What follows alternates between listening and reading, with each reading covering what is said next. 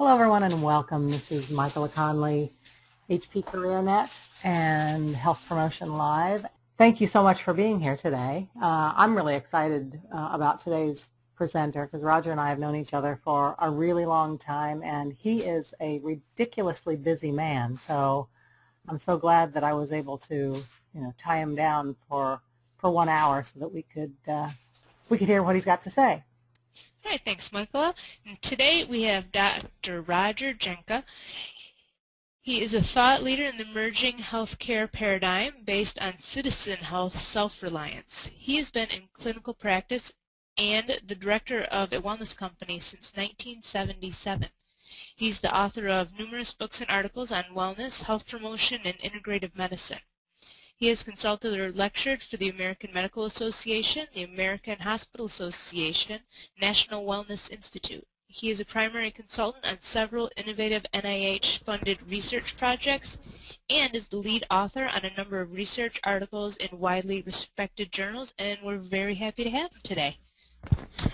Thank you so much. I want to just be sure that my voice is coming through. Sounds good. Excellent. Thank you. Well, I'm just delighted to be here and thrilled to be connecting with all of you online today and anytime following it going forward. And thank you so much to Health Promotion Network to create this venue for the exchange of ideas. And basically, I am going to just zoom through some slides, and it's going to be pretty fast-paced, so what I would suggest is that you put your questions into the question box or quickly jot down my email address here, and I'll show this address at the end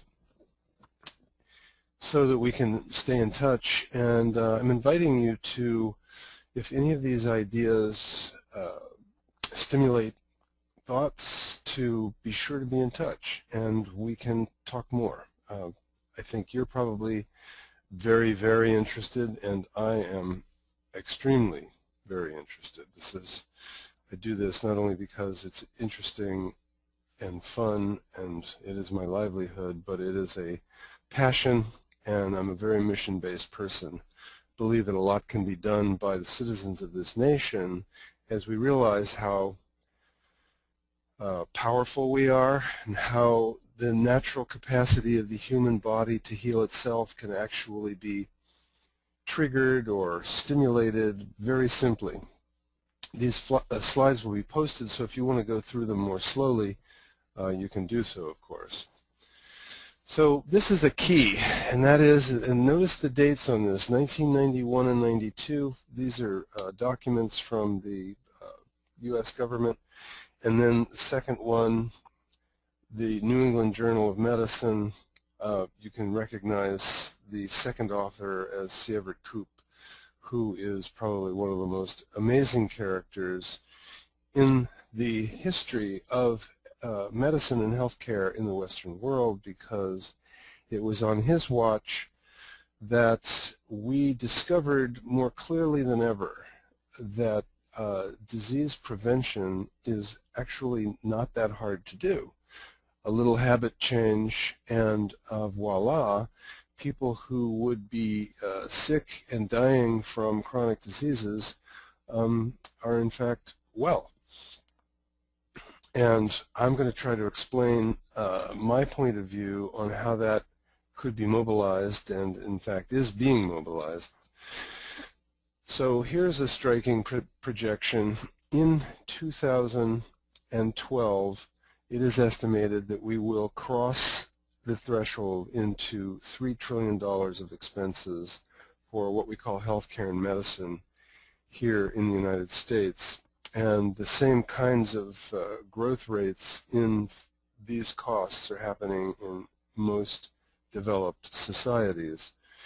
And it's startling and dangerous.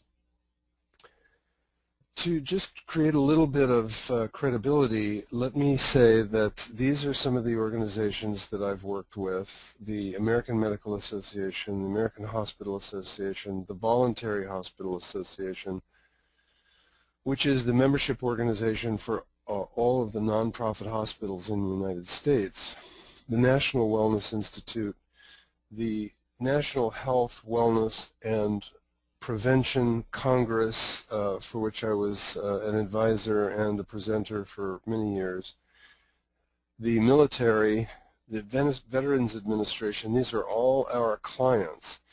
YMCA, fitness organizations, and the emerging new medical fitness, medical wellness, all these emergent new crossovers of healthcare and fitness, which is not only just physical activity, by the way.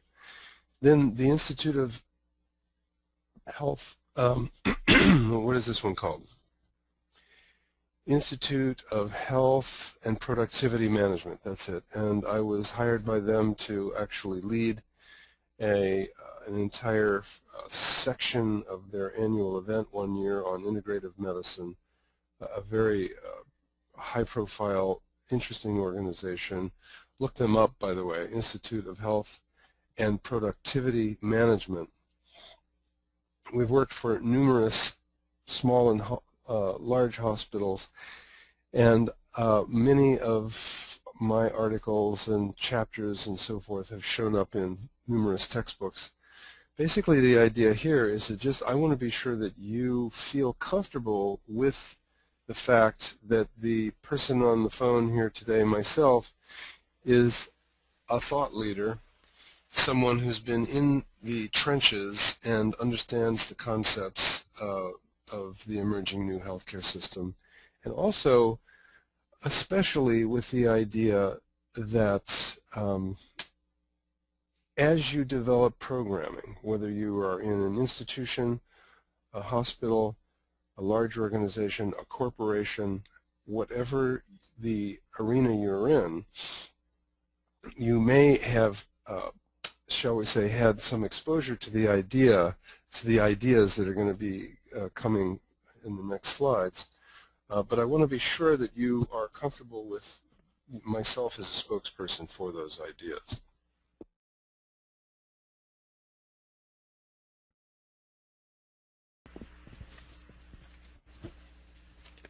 So the findings for me in my work with all these organizations over the years has been that no matter what the organization says they want in the first place, and while on one hand my background is clinical as a doctor of Chinese medicine since 1977, one of the most dynamic areas of growth in the healthcare industry is traditional Chinese medicine in the Western world.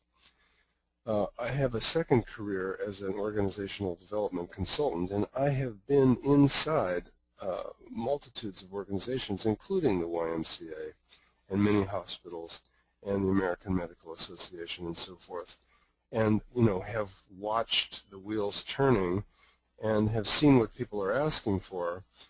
And whether it's integrative medicine or wellness or health promotion or stress management, productivity enhancement, all of these programs, wherever they were, came down to two things, and that is that the stakeholders in the development of strategies going forward would say, well, yes, we want to have the acupuncture, we want to have the big massage department, we want to have lots of interesting things like herbal medicine and homeopathy, but not now, not today.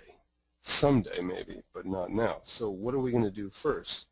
What is the most cost-efficient first thing that we can do? And the answer in almost every case was a combination of coaching, health coaching, wellness coaching, life coaching, and mind-body practice, yoga, tai chi, qigong, mindfulness meditation, and so forth. One of the reasons for this is because these are all programs that can be implemented for more than one person at a time, and so the cost efficiencies of these group-based wellness maximization type programs is very, very high, and makes them a candidate to be, okay, if we're going to do an unusual new era type program, what can we do that's not too outrageous and that isn't too expensive? And coaching and mind-body practice is the answer to that. Now, what's at stake? Remember a moment ago we talked about the fact that we're going to spend $3 trillion in 2012, and that between 70 and 90% of that can be saved. Because think of it, just let's really focus for a moment. What does preventable mean? It means that you don't have the problem. You've prevented the problem. So if we spend the two figures here at the top, 2 trillion 1 through 2 trillion 8, treating preventable diseases, that also means that somewhere around those same numbers, somewhere around $2 trillion, let's just say it's going to cost $1 trillion to do the prevention, there's a savings of $2 trillion there. That's a bailout. That's a national financial bailout. So conventional medicine is programmed to keep that $3 trillion in the treatment of preventable diseases category.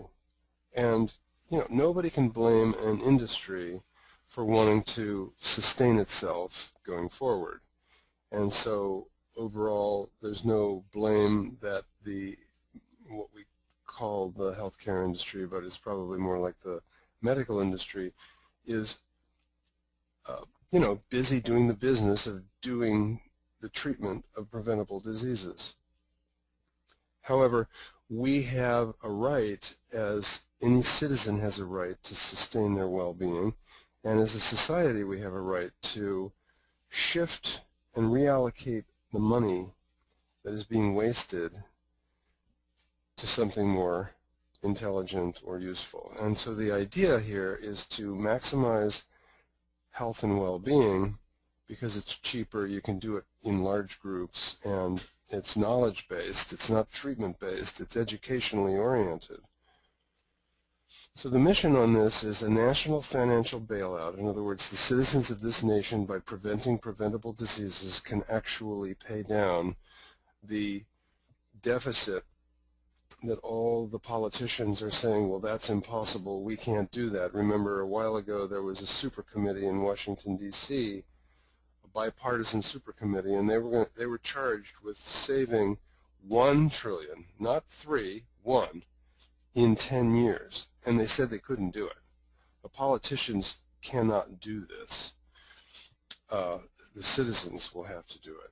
So the mission, a national financial bailout. Is it possible that being a healthier person is an act of patriotism? I'm certainly a fan of that. Some of the things that our society thinks of when we think of patriotism may or may not be that good for your health, but being a healthier person and being a part of how we bail out our own government from its financial challenges, it's quite profound. And of course, as Americans, we claim that self-reliance is a foundation aspect of this society, and probably the area where we've lost our self-reliance more than anywhere is in healthcare, or what we could call medicine. So here's the continuum. You've probably seen this before. Towards the left we have disease intervention, towards the right we have well-being maximization. In the middle is the key, the turning point, because as we go far to the left towards disease and death, basically, there's the whole concept of information and action that sits in the middle between medically managed care and self-managed care. And even with most chronic very expensive chronic diseases, it turns out that the behaviorally oriented steps that people could take or need to take are often not that complex in terms of reducing the risk for diabetes, say, for instance. It has been found through multitudes of research that a little diet change and a little exercise and a little weight loss can actually take a person from being at risk for diabetes out of being at risk for diabetes. It's amazing how simple it can be. However, we have not developed a culture wherein these large groups of individuals are putting their heads together and getting really excited about being healthier people. We tend, through our commercialization of our society, to put our heads together about what we're going to buy, what we're going to shop for, how we're going to entertain ourselves, and, you know, all worthy things to pursue in a market economy. However, it is possible to develop what would you call it, population-based enthusiasm about all sorts of things. We do it with sports, and we do it with shopping. So it's very likely that we could do it with health maximization as well. And we're going to go into some detail on that. First, let's just clarify that health care with no space between health and care means to clinically assess risk and render clinical procedures to reduce pathology. That's a financing system for medical intervention. It's not really health care. It's pathology-based, it's institutionally based, it's extremely expensive, and it does not foster citizen self-reliance.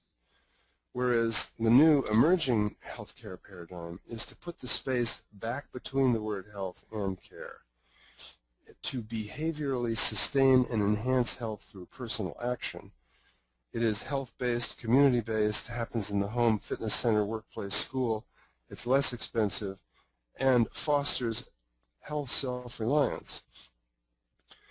Now, notice these red arrows here. This is the new emerging comprehensive healthcare system where you've got conventional medicine on the left-hand side, you have wellness-related medicine on the right side, and that could be anything from acupuncture to chiropractic to massage, naturopathic, homeopathic, etc. It's the kinds of medicine that maximize function, naturally occurring health maximization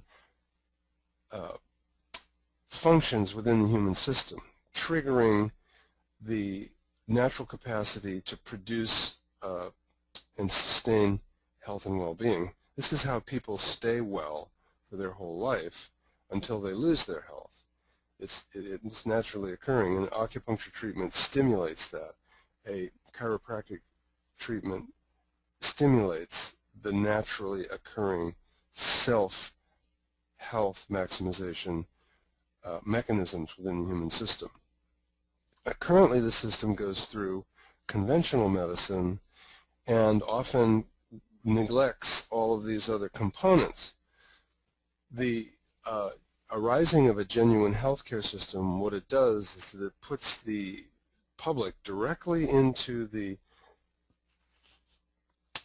you could call it the wellness path, the health promotion path. Here we use the words mind-body self-care path. And notice this down here, this concept of group support. And that doesn't mean just being in a support group, although it can. It also means around the water cooler at the office, and the whole concept of building enthusiasm in people's lives about what it's like to be well, to have the energy and the enthusiasm and the clarity of mind and the ability to move about, be healthy, and do things in our lives. The idea is that our life is given in a way to support us in having experience and doing whatever it is that we love to do. And how many people in this society are unable to do what they wish to do or like to do because of the fact that they struggle with chronic illness. So look at the cost of some of this. Stress and depression. Individuals at high risk for depression have over 70% higher costs than those who are at lower risk.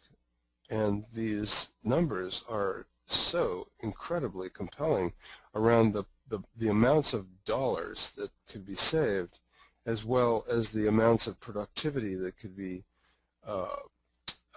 brought forth by people who are feeling more well.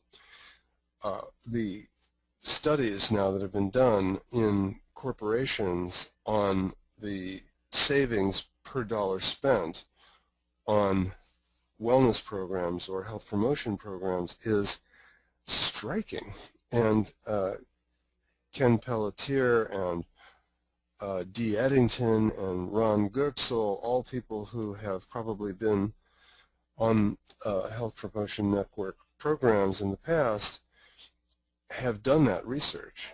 And if you go to the Medline or even to Google and look for return on investment for wellness programs, you'll find these reviews that have been done by these brilliant researchers that demonstrates, look at this, this is like almost $6 for each dollar spent. That's amazing.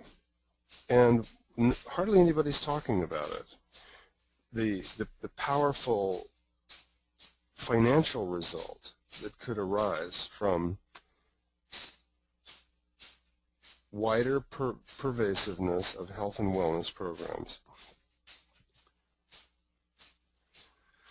So a couple of more bits here, and then we're going to go on to the mind-body approach to things. So here are the 10 leading causes of death. You've seen these before. These are the 9 leading causes of death, which were, shall we say, discovered or revealed more clearly back in that early 90s when this whole sea change occurred in our view of health and disease and what's preventable. So if we go back, can I go back? I want to go back to the previous slide. Okay, you got it. These are the killers. This is what we think healthcare and medicine is all about. This is the classic view of how and why healthcare works and should work. Excuse me, I'm just going to close my window. It sounds like there's a team of gardeners just showed up at my little office complex here. So if we wanted to shift our view, then we could go back to the early 90s to find when the discussion began around the ideas that have now shown up in the Affordable Care Act and integrative medicine and some of the incentives for tax incentives for corporations doing wellness programs and so forth. Now here are the 9 actual causes of death. And look at it. It's all behavioral. It all has to do with exposure to tobacco, the diet and activity patterns, meaning, poor diet and activity patterns, alcohol, microbial agents, are we washing our hands? It could be as simple as that. And toxic agents that are pollution, firearms, sexual behavior. As you can see, the 9 actual causes of death are all behavioral. They're all decisions. They're all choices. It's such a powerful concept. Before we go on to the next level of this, so I'm going to show you 3 slides on this subject. I want to just stop for a moment and look at this amazing article that was just in The Lancet just now. The effect of physical interactivity on major non-communicable diseases, that is, chronic diseases, an analysis of the burden of disease and life expectancy. And it turns out that down here at the bottom, the quote, the danger of inactivity is equal to the danger of tobacco use. That's how huge the lack of even mild exercise is. And see this guy's name here, Stephen Blair? This person who I think should get some kind of a Nobel Prize. Most people don't even know who he is. So he's the person who wrote the article, the journal article, the epidemiological article back in the 1990s, working directly with C. Everett Koop's on the whole concept of mild exercise. And maybe you remember back then in the early 90s when the information on simple mild exercise, you know, raking leaves in your yard, washing your car, pushing a grocery cart, and the extent to which just mild little bits of exercise have on health status is huge. And that's for all causes, meaning across all kinds of causes of disease. People tend to be more well if they do some kind of physical activity. And it's the same with nutrition, it's the same with stress, and we'll go to some of those other, we're going to look at a few more research articles. So here's the actual causes of the decisions that people make, right? Why are you driving too fast? Why are you not wearing your seatbelt? Why are your diet and activity patterns the way they are? Why are you using drugs? What are the reasons? So for the 10 causes of death, what caused the 9 causes of decisions that are made that cause those deaths? And here they are. Lack of information, compromised self-efficacy, in other words, just not informed enough and supported enough to be able to become self-efficient in the area of doing just a few simple things of self-care. External and internal stress, lack of exercise, sorry about that.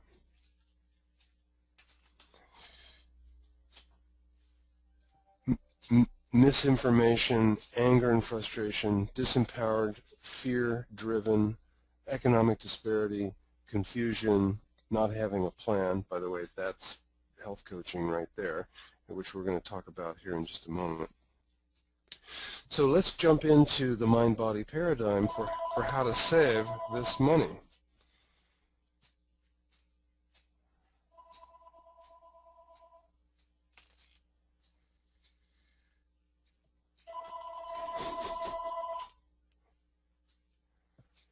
So here are the golden keys to this whole area of pursuit. It's the relaxation response, which is in contrast to the stress response. Triggering the relaxation response is basically possible through an array of very simple activities, coaching and mind-body practice, which we talked about earlier, being the foundation programs that most of the clients that I've ever had in my work as a consultant in the emerging new healthcare field have chosen because they are group-based and very cost-efficient. In large part, these activities save money and reduce chronic disease because of the fact that they support people in understanding how to be with their life more clearly. Coaching, of course, by making a holistic life plan, and mind-body practice by learning to directly elicit the relaxation response. So mind-body practice, Tai Chi, Qigong, yoga, mindfulness, these are all things that can be done in large groups. There are also things that people can learn to do at home for no cost. Here's some recent research on this, which I actually am the lead author on, published by the American Journal of Health Promotion, a comprehensive review of the health benefits of Qigong and Tai Chi. And check this out, neuropsychological Tai Chi studies done on the neuropsychological side of all the areas of healthcare and diagnosis that we understand to be a part of the healthcare system. 27 studies were done, all in which the outcomes were Tai Chi and Qigong are safe and effective for stress, anxiety, depression, etc. And remember, we just looked at a slide where people who experience depression are spending 70% more on their health care, or what we would probably better call medical care. Another really important place where we waste money is falls, preventable falls.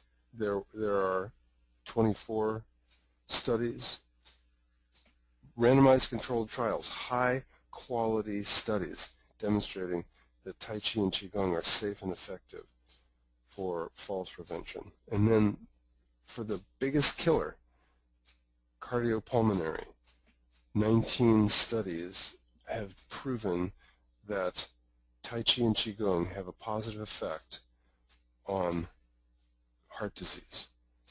Amazing. So I just explained this, but the compelling findings, 19 studies on cardiovascular, this is our primary killer. Neuropsychological, these are not diseases that typically kill people unless individuals are driven to complete distraction in their lives and end up committing suicide. So very, very powerful, compelling evidence, Balance and Falls, 24 studies, that we as a society can make a huge change in the extent to which people experience the negative effects of chronic disease in their lives, and the amounts of money that we waste as a society by doing it this way is just, it's striking. And while politicians cannot figure out how to save money, citizens can. Back to that Lancet article, interestingly enough, here's the first sentence of the first paragraph, first two sentences. Ancient physicians, including those from China 2,600 years ago, and Hippocrates around 400 BC, believed in the value of physical activity for health.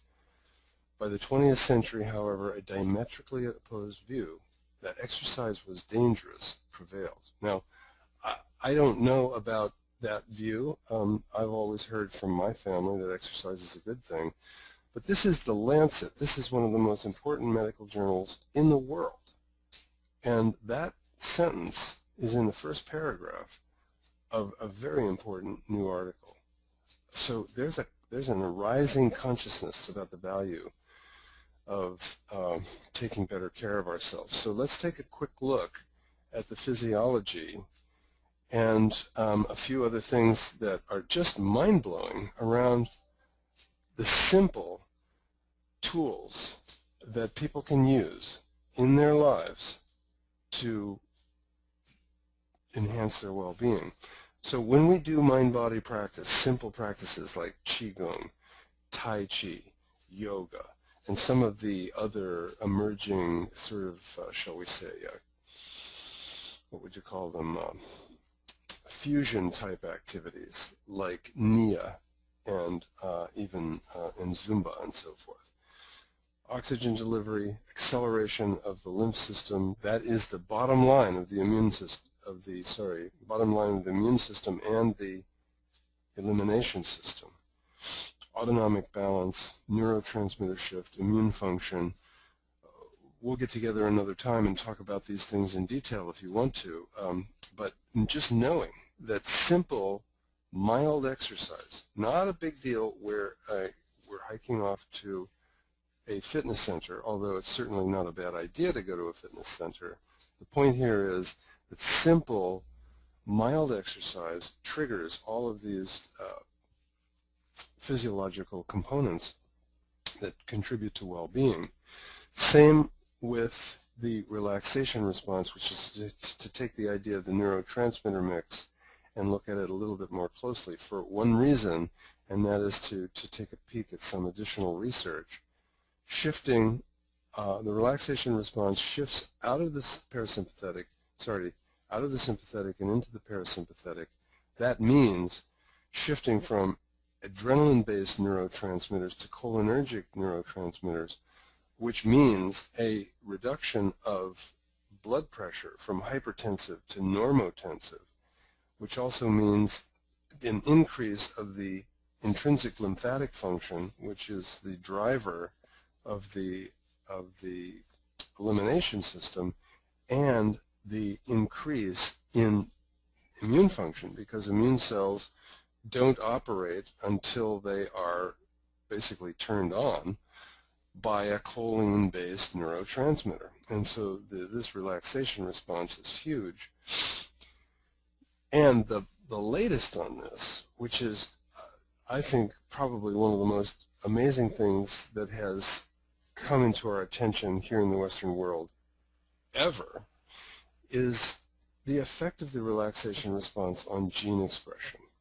There are 3 studies that have been done, and I did the research on this, more than 6 months ago. So this is actually pretty old news. Look, 2008, 2005, 2008.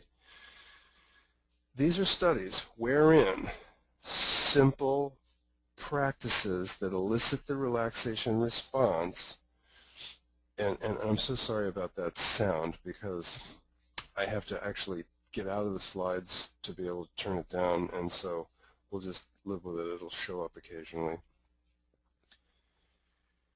The practices that induce the relaxation response, Tai Chi, Qigong, yoga, meditation, actually have an influence, and we're going to read something here in just a few moments on the specifics of this, that changes the function of the genes themselves. It's just amazing. And so Herbert Benson, who actually kind of discovered the relaxation response, and his team published this paper in 2008, and then in China, the same kind of research was done on Qigong practice, and then the same was done on a kind of yoga, which is very similar to Qigong, actually, by a team in India. This is just an amazing breakthrough. This is like the fountain of youth, actually. It is becoming increasingly clear that psychosocial stress can manifest as system-wide perturbations of cellular process, generally increasing oxidative stress and promoting pro-inflammatory milieu. Now, as you know, the whole concept of inflammation as the underlying aggravator of all disease or most disease states is really coming on strong into the mainstream of both medicine and society. More recently, chronic psychosocial stress has been associated with accelerated aging at the cellular level. Specifically, shortened telomeres, low telomerase activity, decreased antioxidant capacity, and increased oxidative stress are correlated with increased psychosocial stress and with increased vulnerability to a variety of disease states. What this is saying is that by learning how to do the relaxation response, whether it's Tai Chi, Qigong, yoga, meditation, or any of the other hybrids that are emerging, is basically the most powerful medicine that probably exists. And if we had time, we would talk about the telomeres. I hope you'll invite me back to talk about that at some point. Mind-body practice equals reduced rate of cell death, meaning that cells continue to replicate longer. So just think of it. If your cells are replicating well, then you're alive. And if your cells are not replicating, you're dying. And so this is really the fountain of youth. This, the whole idea of getting injections or buying products to live longer, that's fine, I guess. Go ahead and do it. But do it knowing that through personal behaviors, you can do the same thing for no cost.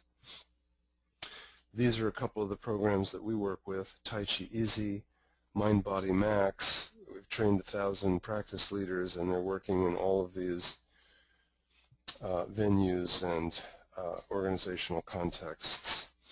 So now let's look at coaching. Health coaching, wellness coaching, life coaching. We work with a particular program here at Health Action, which we'll talk about only very briefly, because the subject is coaching generally. We call these the empowerment zones. You recognize these as the aspects of your life. This is the circle of your life. Notice that at the center of the circle is self-care. So in other words, self-reliance in regard to every aspect of your life is the way to go. And the Circle of Life process assesses the 12 areas. You can see that each of the pieces of pie in that circle or that pie graph have a different score. The score of 5 is the median score. The score of 10 is the high score. So this person is totally satisfied in the area of spirituality and relationships, while being very much less satisfied in the areas of nutrition and exercise. And this is the whole process that we call the blueprint for success. And the coaching modality that we work with here at Health Action, called the Circle of Life, we've trained about 1,000 coaches throughout the United States, many of whom are full-time coaches. And the power of holistic life planning or personal goal setting regarding the maximization of well-being, or whatever else we would want to call the process of health and wellness coaching, it is probably going to be, with mind-body practice, the most important thing that any program anywhere, whether it's in a hospital, a corporation, a YMCA, or a fitness center, or any place else, the Girl Scouts, the Boy Scouts, all of it, every place in our society, churches, temples, and other faith-based venues, social service, etc., the military. So here's a recent research on this one that we've done with the University of California, and isn't it interesting that we actually did this with the Department of Economics? So in other words, this is not the medical school or the School of Public Health. This is the Department of Economics. We did a group-based wellness intervention in the laboratory, subtitle, Economic Implications of Health Coaching. Dr. Charnas, who is a widely respected economist, and myself, this is published in the BE Journal of Economic Analysis and Policy. Now, any of you who want the research that I have pointed to, the research on mind-body practice, this research that we're talking about here, Dr. Benson's research, write down my email address. If you didn't get it earlier, we're going to get back. It'll show up here again in just a few moments. Compelling findings here. Participants learned how to slow their heart rate. This is something that people typically have a very hard time doing, and there are massive implications for both well-being and finance based on that. Participants with no specific instruction, in other words, there was never a lecture on why you should exercise more. There was no penalty if you didn't exercise more. This all happened completely spontaneously as a result of a coaching program that has a strong mind-body practice component. These subjects in this study increased their exercise per week by 36 minutes, while the people in the control group actually decreased their exercise by 5 minutes. A powerful, powerful finding. Third one, by simply slowing the heart rate and increasing physical activity, weekly exercise, it is calculated by the University of California Economics Department that $9.5 billion could be saved annually just in prevented heart attacks. That is so amazing. How do you deliver coaching? We teach our coaches to work with people live, either alone, one-to-one, or in a group, or on the phone, one-to-one, or in a group. And we don't have time to go into the power of group coaching, but it is very powerful. And then we have also developed what we call a web wizard, a coaching wizard that operates on the web. And if you're very, very interested in anything about what we're talking about here, we work a lot with companies that are in the wellness business who want to become, who want to have a coaching program. And so we license our coaching program, and it's a very powerful process, and we can figure out whether it's useful for you in a few minutes on the phone or through email. The power of the web wizard is that it gives ubiquitous access. People can get to it anywhere. It can be used as marketing. We're working with a lot of organizations that use coaching as an entree to other things that they have to sell. And the whole concept of being online with other people who are making a holistic life plan or a comprehensive integrative life plan. Eventually, all these coaching platforms will be integrated with the electronic medical record, which then creates a massive research potential, which we will see more of in this society. So we're racing to a conclusion now, hopefully with a little time for questions. First of all, the good news. The Affordable Care Act raises the maximum allowed size of wellness incentives, which will lead to differences in insurance premiums between users and non-users of wellness programs. So this is really like an ocean, a sea change, when employers are encouraged, and there are tax incentives. If you read the small print in the Affordable Care Act, you know, everybody was shouting about, we want free drugs for older people, don't kill Medicare, you know, and all kinds of ideas about how you know, socialized medicine will destroy our society and so forth, all of which I don't even really follow very closely, but what I follow very, very closely is the encouragement in our society for people to learn how to be healthier.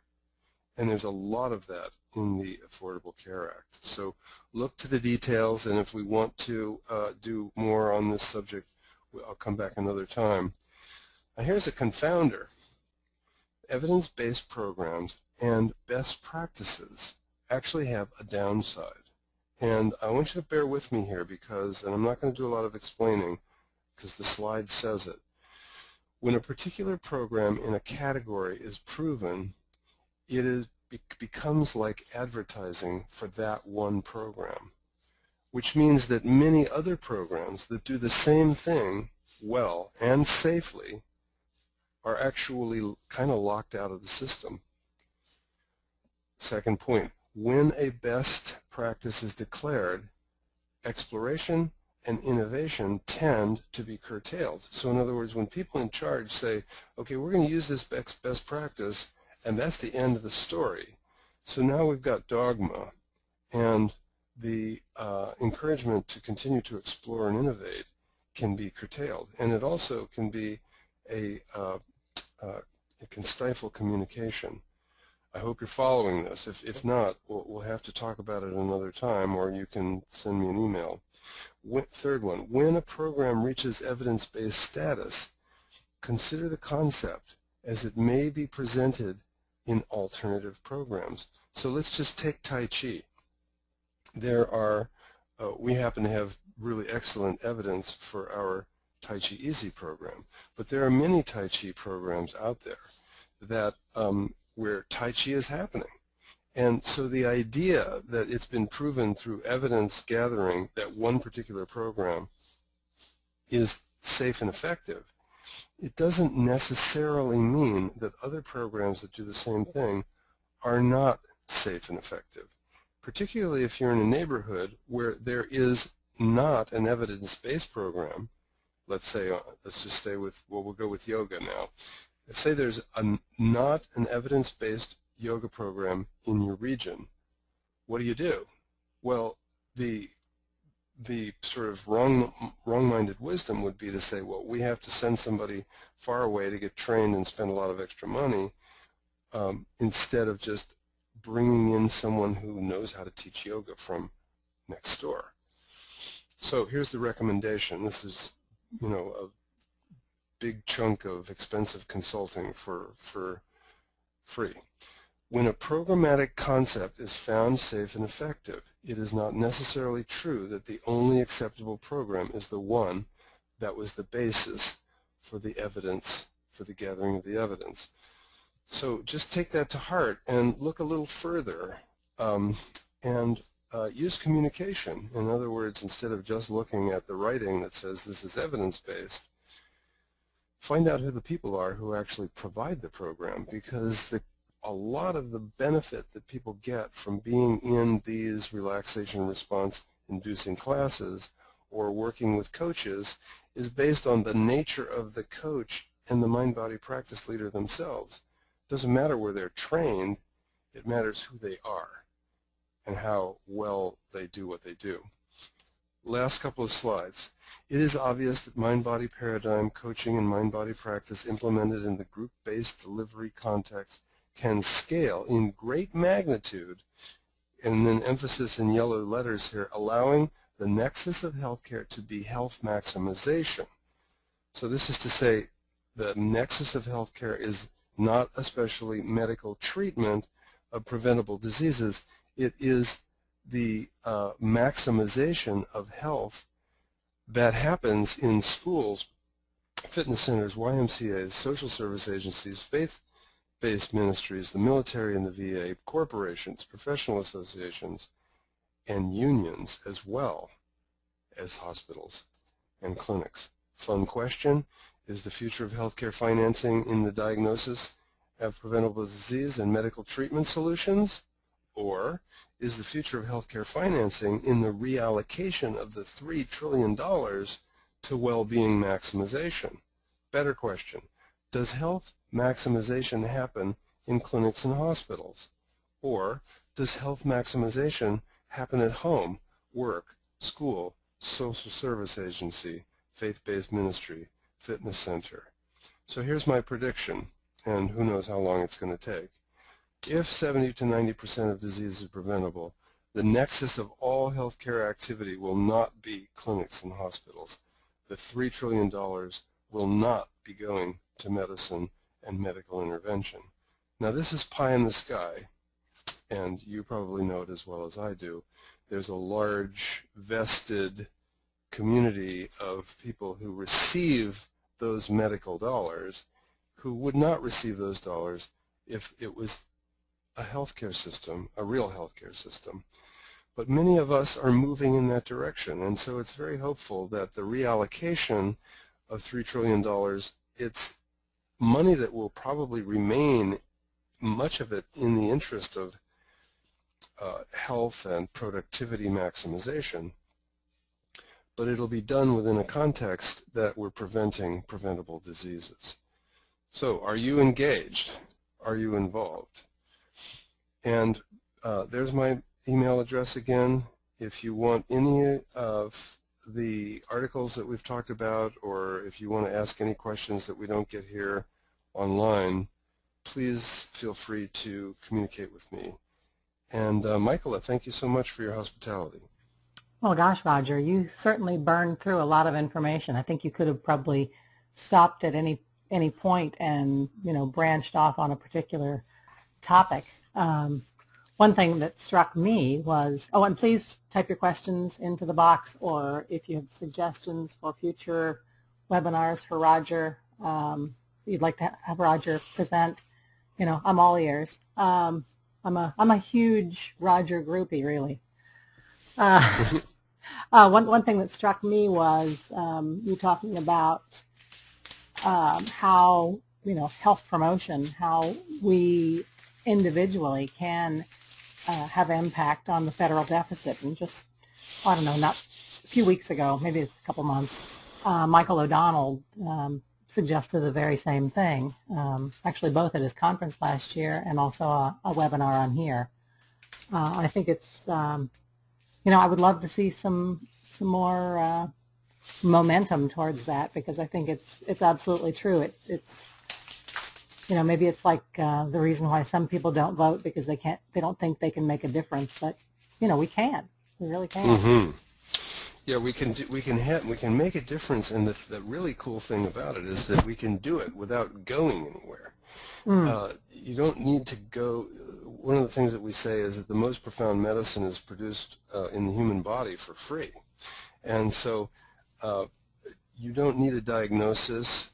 You don't need a prescription. You don't have to go to a pharmacy. This medicine, this most profound medicine, is produced within the human body naturally, because the programming to do so is there. And some of the sexiest stuff about it is, if we go back, we could say, well, lowers blood pressure, enhances immune function, all of that.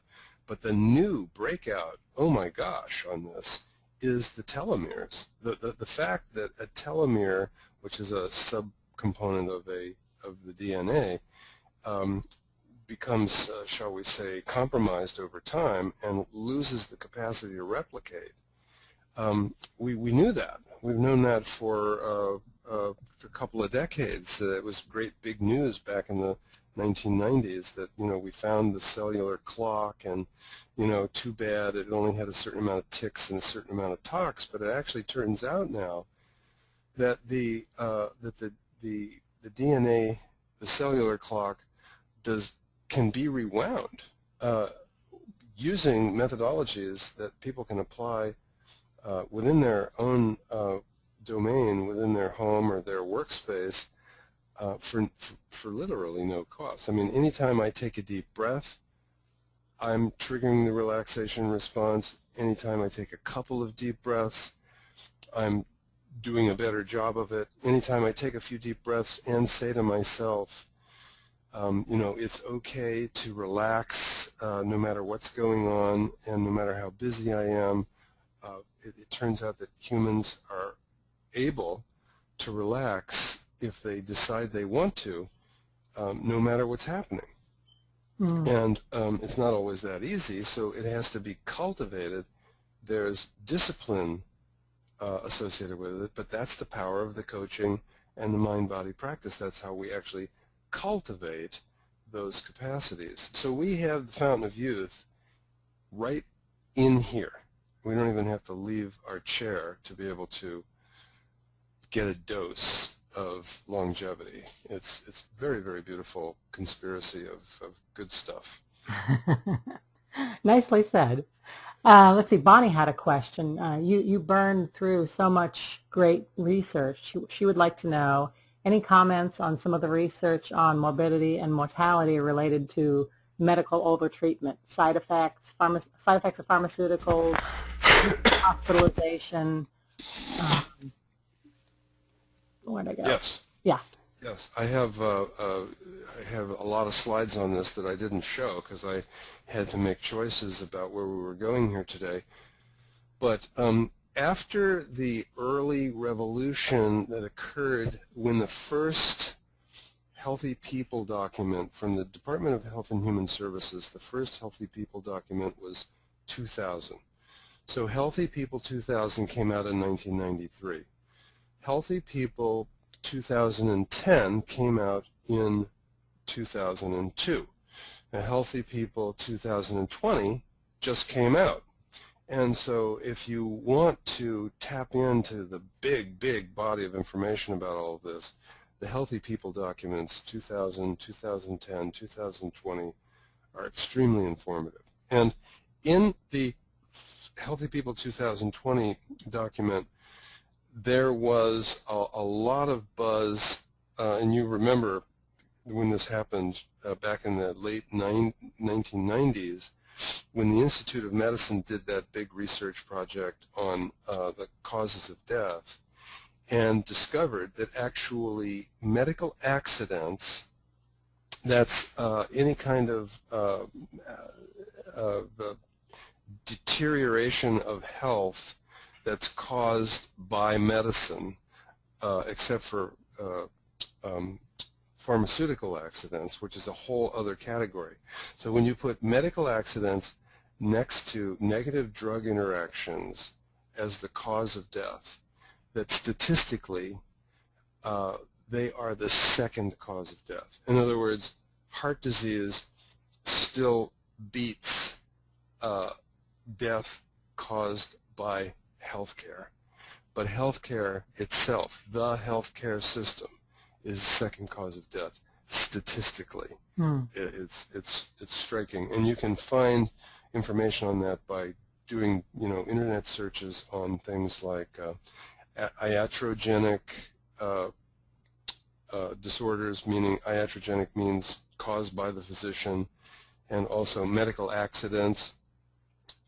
You can use pharmaceutical negative effects of pharmaceutical interactions, those kinds of, and the Institute of Medicine did a huge study on that, and it came before their study on quality. So when the Institute of Medicine did their closing the quality gap, meaning how do we get the quality of healthcare up, they were drawing on both all the smoking stuff originally, all the physical activity stuff. Remember, Siever Coops, after he did smoking, he went on to physical activity. That was his next thing. And then the Institute of Medicine really got into it. And so anything from the Institute of Medicine, and of course the Institute of Medicine has recently done a really beautiful investigation of integrative medicine as an emerging potential new model for healthcare delivery, which is really exciting and very powerful. Awesome. I have to. I mean, we are so out of time, but I do have to say hello to my friend. And I don't know. Do you know Mark Neuhaus-Schmidt? He's in Germany. No, but I'm happy to meet. Yeah, Mark I think you guys should talk. Mark is an amazing guy and has done some really incredible things in his life. So, hi, Mark. Mark, you guys should talk. Mark, Roger, Mark. Thanks. Yeah, nice to meet you, Mark. So we are, as I said, way over time. Roger, thank you so much for providing all this great information. And I think we need to think about, what we might want to talk more about from the huge overall picture that you painted today. Oh, thank you. And when you send out the notice on the replay, if you have a way to be able to suggest that people, maybe, I don't want to say get more involved, but I guess that's what it is, if they do listen through some significant chunk of this, to actually get back with you about, where we might go next. That's a really good idea. We can put a small form up on the website with the video and just see if they would like to, choose from a drop down or something. So we can get some feedback on what is most. And one last thing is that we are always enrolling people into our training programs. So if organizations out there are training coaches or mind-body practice leaders in their wellness program or health promotion program, and they're interested in all of that, please feel free to be in touch about that as well. Michaela, thanks so much for your hospitality. You're welcome, and thanks for being here, and have a great day. Thanks for being here. Bye-bye, everybody. Bye-bye now.